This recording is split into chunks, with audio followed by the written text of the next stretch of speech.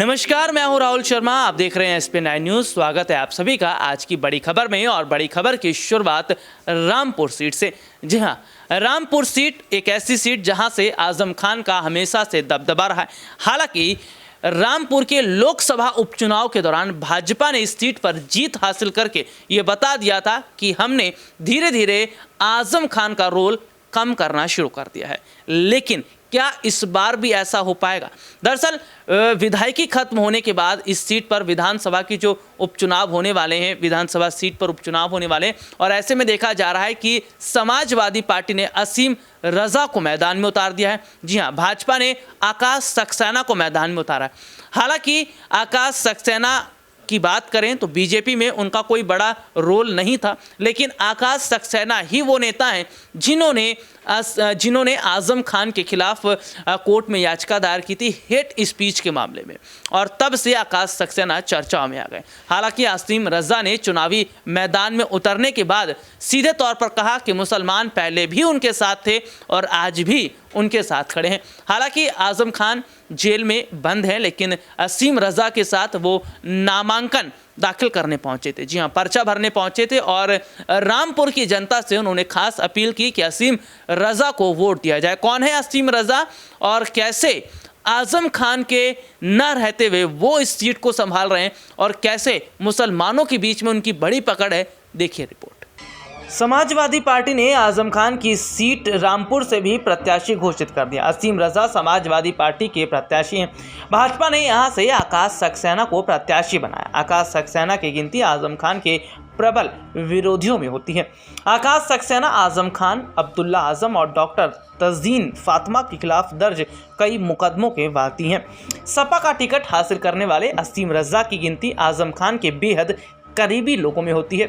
शमसी बिरादरी से आने वाले असीम रजा की अपनी बिरादरी में मजबूत पैठ है। समाजवादी पार्टी के लंबे समय से जुड़े पूर्व में व्यापारी नेता भी रहे। लोकसभा के उपचुनाव में भी असीम रजा को प्रत्याशी बनाया गया था। अभी तक आजम खान की पत्नी डॉक्टर तंजीन फातिमा का नाम जोर शोर से चल रहा था, लेकिन आजम खान और अब्दुल्ला आजम के साथ कई मुकदमों में तजीन फातिमा के भी नामजद होने के कारण उनके नाम पर संशय भी था। भड़काऊ भाषण के मामले में आजम खान को 3 साल की सजा के बाद रामपुर सीट से उनकी सदस्यता चली गई थी। पार्टी कार्यालय ने हाल ही में समाजवादी पार्टी के दिग्गज नेता असीम रजा को चुनावी मैदान में उतारा है। रामपुर शहर विधानसभा सीट के लिए हो रहे उपचुनाव में बीते कई दिन से नामांकन प्रक्रिया भी चल रही है। वहीं असीम रजा की बात करें तो असीम रजा ने पहले भी कई चुनावों को लड़ा है जिसमें उनकी जीत हासिल हुई है। असीम रजा ने चुनाव से पहले ये कहा है कि इस बार उनकी जीत तय है।